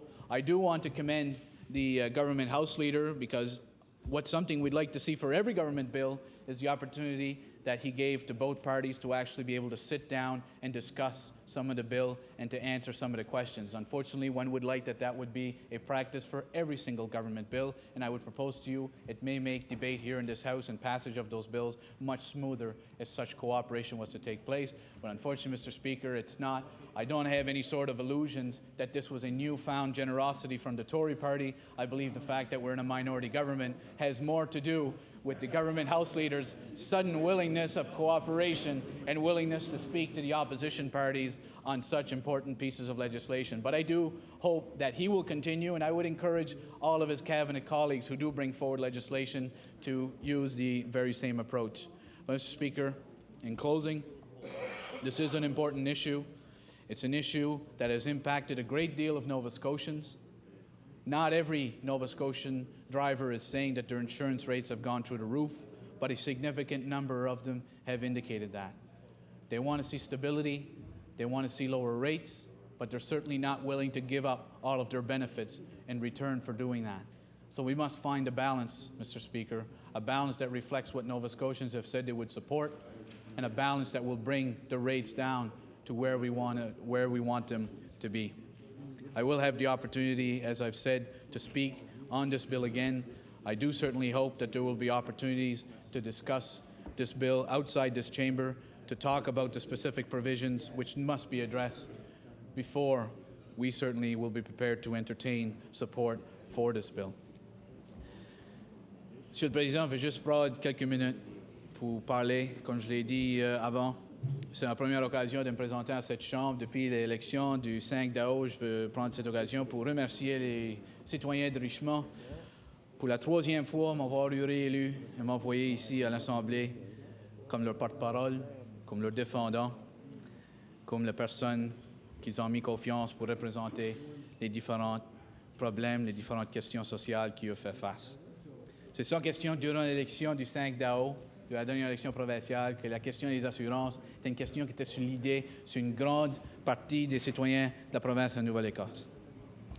On a eu deux partis, le Parti libéral et le Parti conservateur, qui ont dit on est prêt à maintenir le système d'assurance privée ici en Nouvelle-Écosse, mais il faut faire des changes à ce système-là. Le Parti néo-démocrate a dit on veut un système d'assurance qui est public.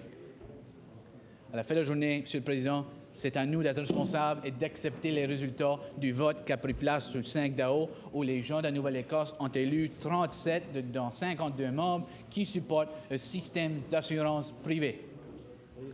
Juste 15 dans 52 ont été élus qui proposent de vouloir un système d'assurance publique. Monsieur le Président, comme vous le savez bien, c'est notre parti, le Parti libéral, qui est le premier parti à vouloir prononcer qu'est-ce que c'est qu'est un notre plan pour adresser le problème des assurances à la province. Est-ce que le plan était parfait? Peut-être pas. Est-ce que le plan était une méthode d'adresser le problème des assurances? Sans question. Le plan était introduit ici à l'Assemblée où chaque membre élu d'un coin de l'autre à cette province avait l'occasion d'avoir un débat, de poser des questions et de faire des commentaires sur le plan que nous avions proposé. Malheureusement, les néo-démocrates et les conservateurs n'ont pas donné fait la même chose pour donner l'occasion à notre parti et aux autres membres élus des autres partis de faire commentaires et de poser questions sur leur plan. Le projet de loi numéro 1 que nous avons devant nous, Monsieur le Président, comme nous avons dit, il y a plusieurs problèmes avec ce projet de loi. C'est pour ça que j'ai souligné en anglais le problème de la description de qu'est-ce que c'est qui est une minor injury et qu'est-ce que c'est comment on va décrire ça. Le grand problème qu'il y a maintenant, Monsieur le Président, ça laisse l'occasion de quelqu'un qui s'est fait très mal dans un accident ici en Nouvelle-Écosse peut tomber sous la définition de juste avoir un mal qui est décrit minor injury. Ça, ce n'est pas acceptable, Monsieur le Président. Quand que le House Leader du Parti conservateur du gouvernement a adressé la parole pendant qu'il a introduit le projet de loi, il a dit très clair que ce n'était pas l'intention de ce projet de loi de ne pas payer les gens qui s'avaient fait mal sérieusement dans un accident tous les bénéfices qu'ils pouvaient avoir. Mais c'est très clair en lisant le projet de loi numéro 1 qu'il y a des sérieuses questions qui restent à être posées sur ce projet de loi. Comme je l'ai dit en anglais, Monsieur le Président, on va avoir l'occasion d'avoir plus de débats sur ce projet de loi. J'invite mes collègues, et même les collègues des néo-démocrates, et même les membres du Parti conservateur, de se prononcer sur ce projet de loi, de dire leur propre opinion sur le projet de loi, et de travailler, plus important, de travailler ensemble.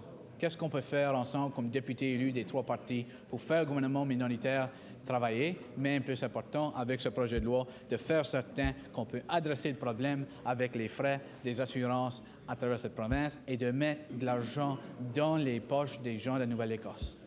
C'est ça le projet, c'est ça le défi qui nous est présenté. Je vous assure, Monsieur le Président, que moi-même, comme député, je ferai mon mieux d'être responsable, d'adresser les différents projets de loi qui sont venus devant nous, les différentes questions sociales qui sont devant nous, les différents problèmes financiers qui sont mis devant nous, et à la fin de la journée, de vouloir faire ce que les gens de Nouvelle-Écosse nous ont élus pour faire. Travailler ensemble dans un gouvernement minoritaire, dans les meilleurs intérêts des citoyens de la Nouvelle-Écosse. Est-ce qu'on est prêt à supporter la loi numéro 1? Le projet de loi numéro 1, comme je l'ai dit, Monsieur le Président, il y a plusieurs différents aspects de ce projet de loi qu'on n'est pas confortable avec. Jusqu'à temps que ces problèmes-là ont été réglés et qu'ils ont été adressés, il faut questionner à ce point ici, Monsieur le Président, soit qu'on soit prêt à supporter le projet de loi numéro 1. Mais j'ai hâte d'entendre le débat qui va prendre place. Je veux remercier les députés ici à l'Assemblée pour m'avoir donné l'occasion de présenter quelques mots sur ce projet de loi, non juste en anglais, mais aussi dans la langue française. Et j'espère avant bien longtemps d'avoir l'occasion de me présenter sur ce projet de loi une deuxième fois. Merci beaucoup, Monsieur le Président.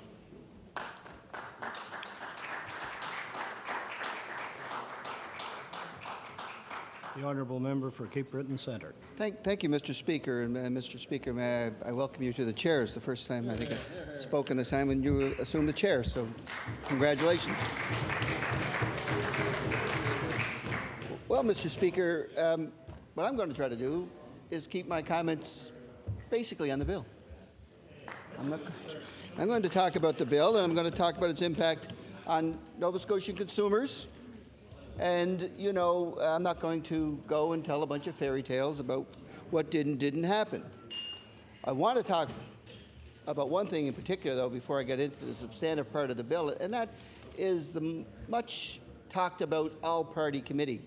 Because, you know, it's interesting when the third party talks about an all-party committee, and just weeks previous to them announcing that they wanted an all-party committee to deal with auto insurance, was telling this House that we didn't need an all-party committee on electoral boundaries because whatever the government wanted, they were just going to railroad it anyway. So it seemed to not be all right for electoral boundaries, but it was going to get something done vis-a-vis insurance. And then we also had the example of the all-party committee that God knows where they're at, even before the election call yesterday in Newfoundland, where that infamous all-party committee is. So that's over 5 years in the making and still no substantive report. So, you know, to be polite, you could say it's disingenuous, Mr. Speaker, and that's being extremely polite. But, you know, and to start talking about this bill and start talking about it in terms of a legislative 20% reduction really doesn't go anywhere to hit at the heart of the problem with consumers facing with real increases of 65%, Speaker. We saw this happening over a long period of time, a period of time when we were warning this government that this was going on. So what did that party do when these flags were set up for them? Did they go and sit down with anybody in any substantive way and try to resolve these problems? No, Mr. Speaker, they fought suggestions of change to the insurance system every step of the way, whether it was taking them in front of the Economic Development Committee, which they originally rejected, then came around to, whether it was bringing them before the utility and review boards, which they rejected, then came around to. Then we asked them to do simple things like freeze the rates. Bring in legislation today to freeze the rates to URB decides what's going on in that industry. They flatly refused it, Mr. Speaker. They flatly refused it. There was nothing that this party, this government at the time, would do to help the consumers of Nova Scotia. So here we are. We're today some year and a half down the road, almost 2 years, Speaker, and we see Bill 1. Now, one of the highlights the government likes to tout about Bill 1 is fairness. Well, you know, I think that's the ultimate gambit or the ultimate position if you want to say the devil's in the details. Because we really don't know how fair this is going to be.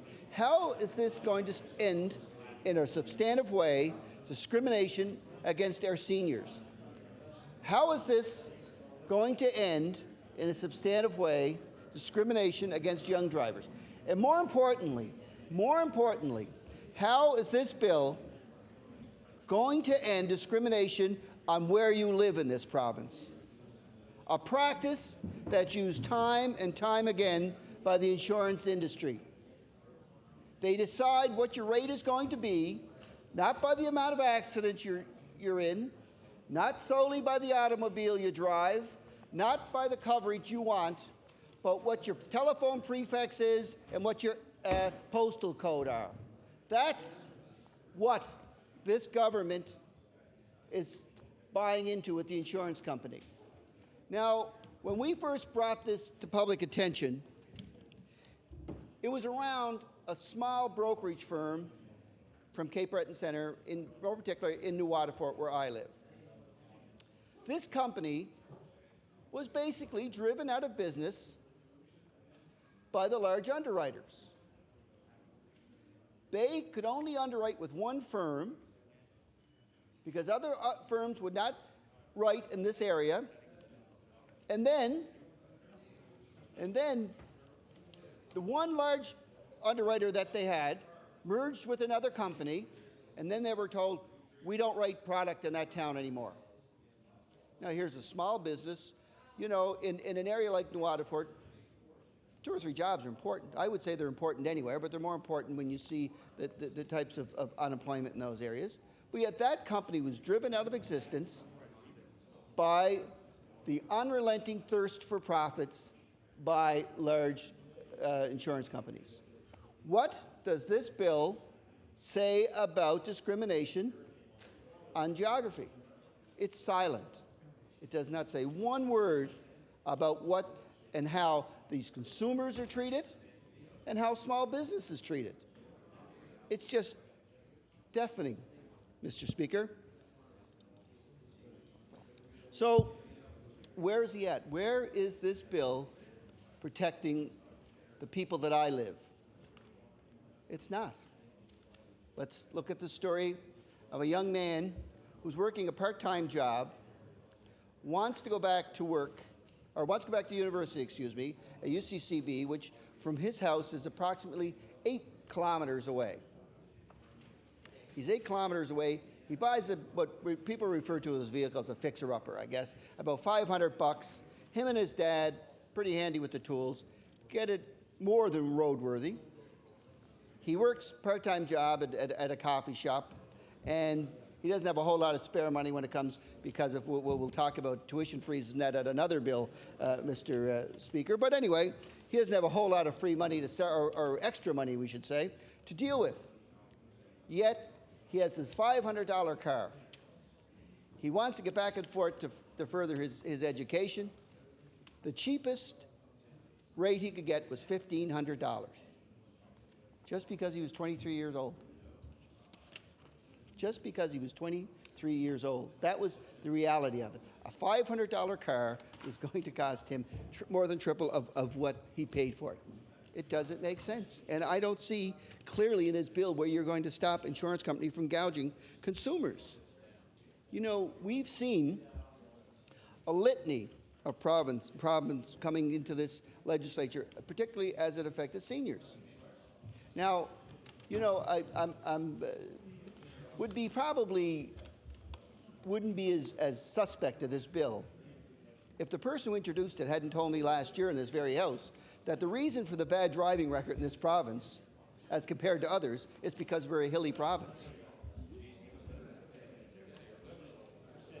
Well, you know, he's telling me now he didn't say that Manitoba was flatter.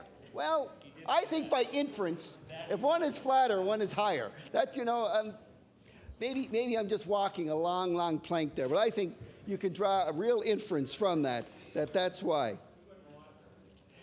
Yeah, well, no, the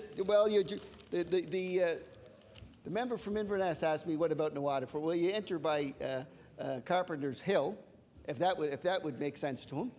And then the rest of the town is kind of like a bowl. Just about, at the lower part of the bowl is where the new soccer field is. And I'm telling that by way of information to the Minister of Sport and Rec. So he'll come visit someday.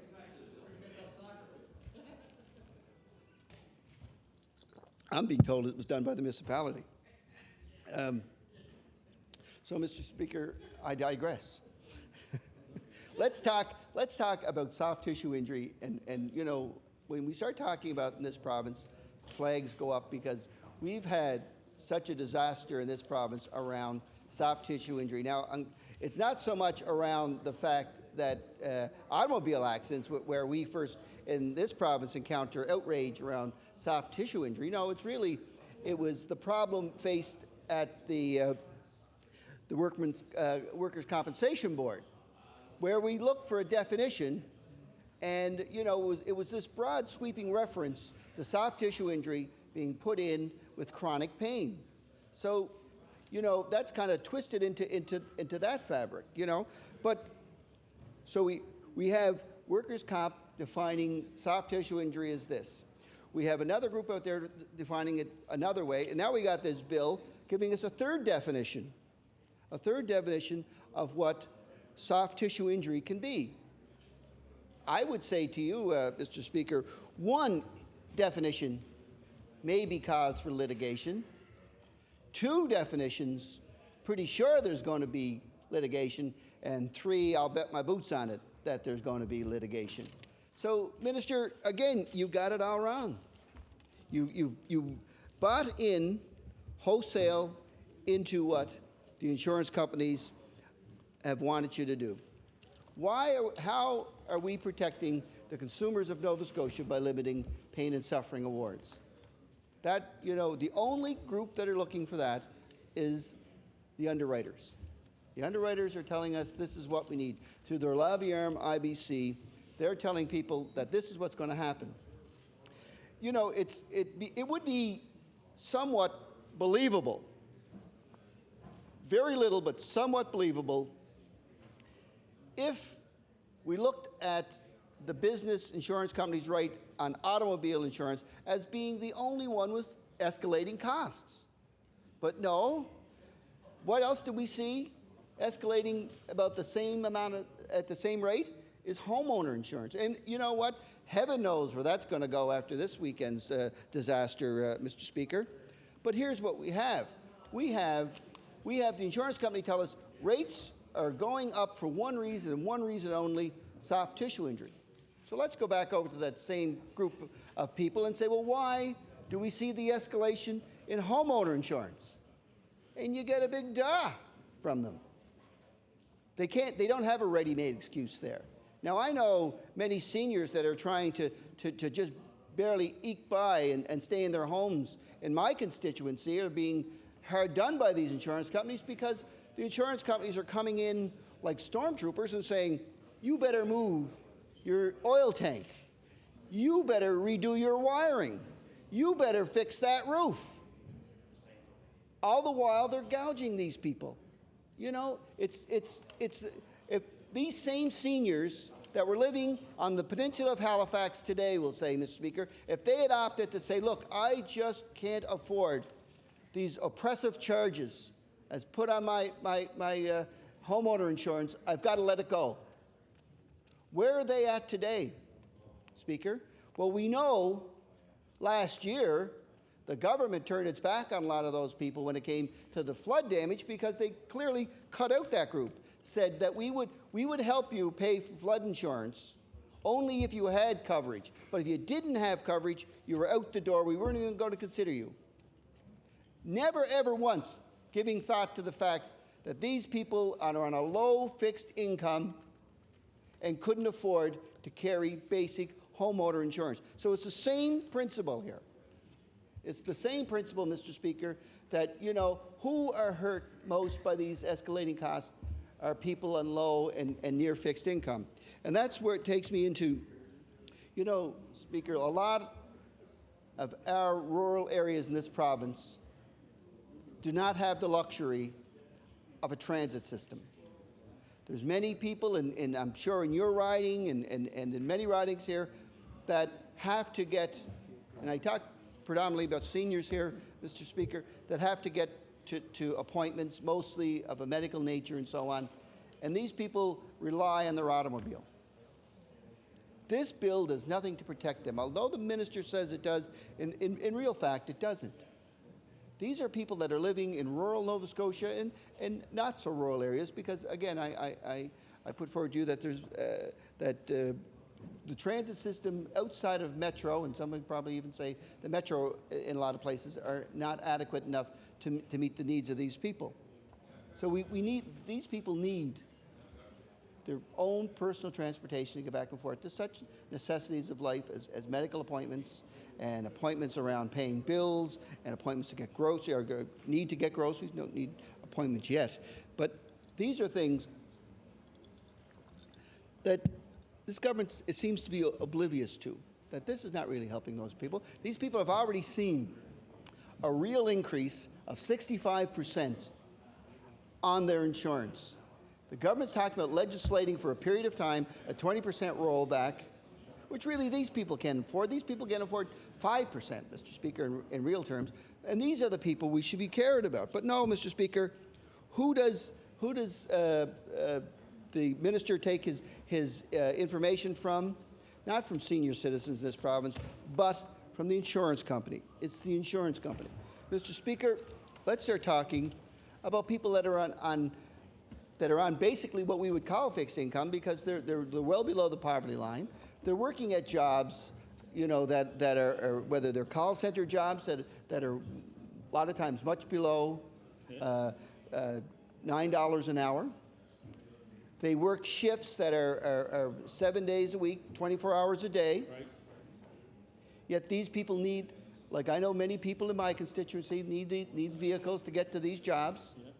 And insurance as it exists today is just not attainable for these people. I go back to my story of the young student, $500 car, $1,500 for insurance. It makes absolutely no sense.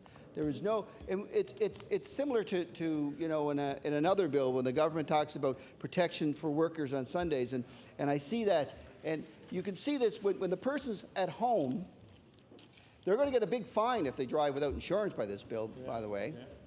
But they're sitting home and they're waiting for the government to adjudicate whether they're being gouged by the insurance company. So what happens?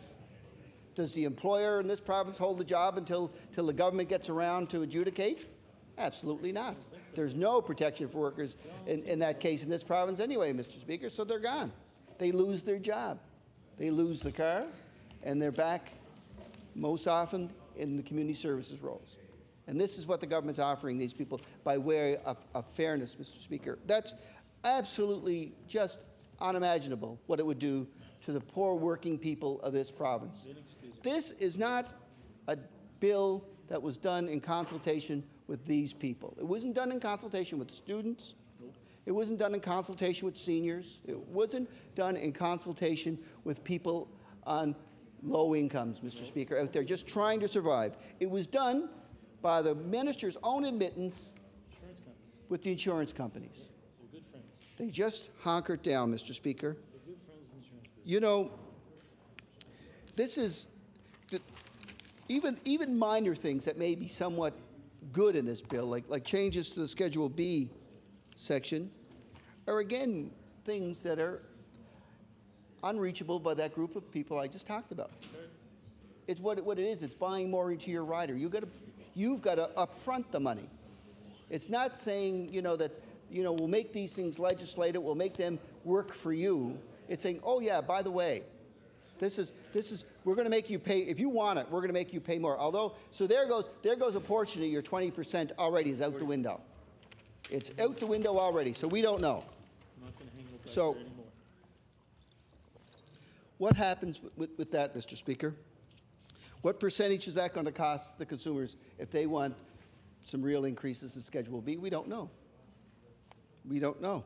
Well, what are we going to do about changes around such things as you know, we would always thought one time that if there'd be no increase in your insurance, that if it was damaged by a third party, if you will, Mr. Speaker, if it was damaged by vandalism. Well, we've seen increases there, Mr. Speaker, that were unwarranted. So what are we going to do there? How are we going to stop that? There's not a word about that in here, Mr. Speaker. No, we've come to. No, the insurance business will certainly be there to help themselves to that section of it, Mr. Speaker. They'll, you know, it's why do we, you know, when we look at the totality of this bill, why is it that the government can't really say to us, you know, as consumers, what are we going to do here? What are we doing really with this bill? It's a bill, by and large, that they were brought to kicking and screaming. It wasn't a bill that this government had said, look, this is what's best for Nova Scotians. We've been studying it, and we believe in it. This is a bill that, I guess that phrase, why should we believe them now, comes to mind. Because they were against all of these regulations a year ago, 2 years ago, but yet today, they seem to have seen the light. Well, you know, where are we going to go with that? You know, after we get this for a while, where are we at in 6 months' time when they change their mind on this? When they come up and say, look, we've leveled the playing field, everybody's happy. Well, we know that's not going to happen, Mr. Speaker. We know what's going to happen. They're going to walk away from it. They're going to walk away from legislating rollbacks. They're going to walk away from the pressures put on the insurance industry. And they're going to be allowed to operate in this unfettered field again to gouge consumers where they want, when they want, and how they want, Mr. Speaker. It's not going to work either. So, Mr. Speaker, this bill doesn't work. It's not going to work. You know, I'm not going to stand here and apologize in no way, shape, or form for my party's position on driver-owned public auto, Mr. Speaker. It's been proven time and time again that it works. It's the lowest, fairest, cheapest rates in the country. It's not, as portrayed by some other members, as this kind of cloak and dagger situation, Mr. Speaker. It's open. It's not a drag on the public purse, as some would have you tell. Contrary to that, it has an overall good, you know, Mr. Speaker. I know you as a former peace officer would know really probably more than most of us around the aspect of safety and safety on our highways and in our city and town streets, Mr. Speaker. So you know, when we talk about how SGI and BC Insurance have invested in safe driving programs and in securing safer intersections. You know, it's like, you know in your patrols, Mr. Speaker, you would know where in your town where there would have been a higher number of maybe fender benders, as it'd be described, how they can be resolved. Well, the insurance companies, as we know them today, have no desire to do that, because what they're doing is they're not looking after the collective good, they're looking after their own good. So they'll say, no, because if I do that, that's going to benefit this underwriter and that underwriter and that underwriter. I'm not going to help look after their losses. That's their problem. So safety in a large way does not really constitute any great worry for the insurance companies in this province, Mr. Speaker. I think what that there's certain things when we talk about the support around a minority government, and I think I tend to agree with the Premier on this. When the Premier talks about, look, we're going to try and cooperate where we can cooperate, but we're not asking people to give up their fundamental core principles. And I agree with the Premier on that. And I think that's where we come from on auto insurance. We have not tried to fool anybody in auto insurance, Mr. Speaker. To the contrary. Adjournment of debate. I do so, Mr. Speaker. Motion to adjourn debate. Is it agreed? All those in favor say aye. Contrary-minded, nay. Motion is carried. The Honourable Government House Leader on tomorrow's hours and business. The House to now rise to meet again on the morrow at the hour of 2 p.m. We'll sit until 6 p.m. and the order of business will be as elucidated on by the leader of the House Leader of the official opposition, Mr. Speaker. Thank you.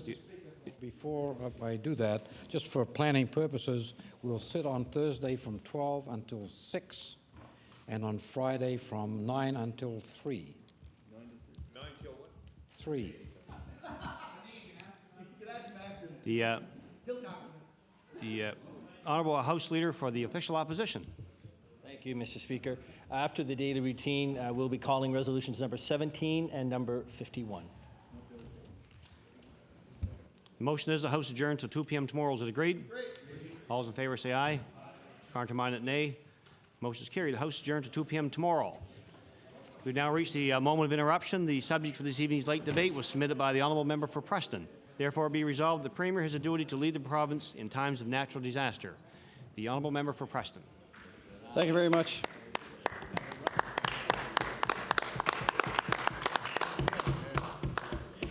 Thank you very much, Mr. Speaker. It's a pleasure to rise this evening and speak on this resolution. As you know, Mr. Speaker, we witnessed a very dramatic storm in the last 48 hours. And with some respects, it's a miracle that more people weren't killed or injured in this very serious storm. If the storm had been a little bit more powerful, even more damage would have been done. But I can tell you, after looking in my area today and other areas of the municipality this morning and yesterday, the devastation couldn't have been much worse. The only thing could have happened would have been more homes damaged and more people injured and possibly more people killed. On Sunday at 6 p.m., a local TV reporter said he ran into people from North Carolina. Order, who are too much noise in the chamber. The honourable member for Preston has the floor. Where was amazed that there were little preparations being taken for the storm. Places that they used to hurricanes, they would board up the windows and make mandatory evacuations